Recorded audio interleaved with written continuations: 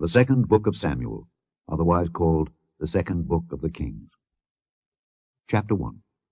Now it came to pass after the death of Saul, when David was returned from the slaughter of the Amalekites, and David had abode 2 days in Ziklag, it came even to pass on the 3rd day, that, behold, a man came out of the camp from Saul, with his clothes rent, and earth upon his head.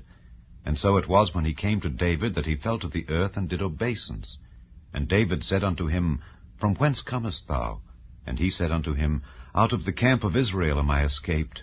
And David said unto him, How went the matter? I pray thee, tell me. And he answered, That the people are fled from the battle, and many of the people also are fallen and dead, and Saul and Jonathan his son are dead also. And David said unto the young man that told him, How knowest thou that Saul and Jonathan his son be dead?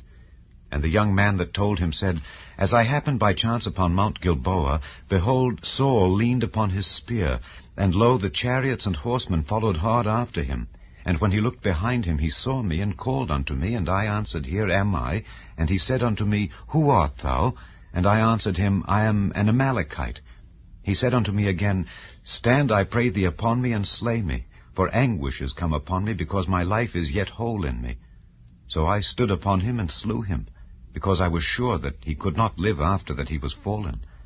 And I took the crown that was upon his head, and the bracelet that was on his arm, and have brought them hither unto my lord.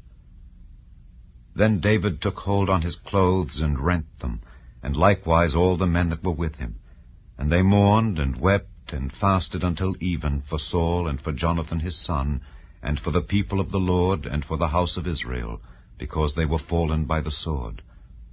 And David said unto the young man that told him, Whence art thou? And he answered, I am the son of a stranger, an Amalekite. And David said unto him, How wast thou not afraid to stretch forth thine hand to destroy the Lord's anointed? And David called one of the young men, and said, Go near and fall upon him. And he smote him that he died. And David said unto him, Thy blood be upon thy head, for thy mouth hath testified against thee, saying, I have slain the Lord's anointed.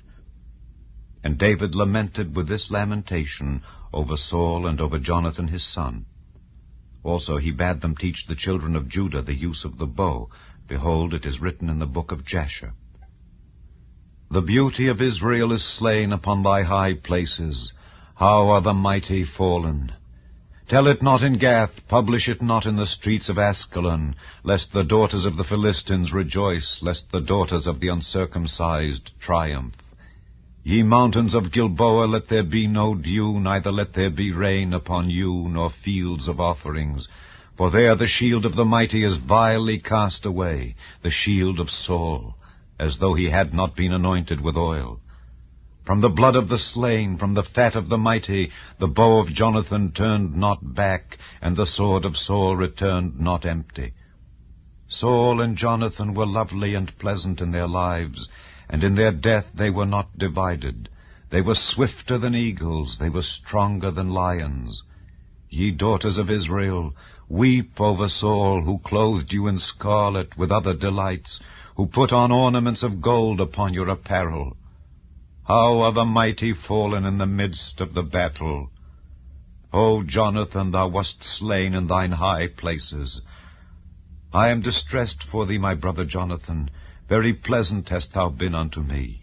Thy love to me was wonderful, passing the love of women. How are the mighty fallen, and the weapons of war perished!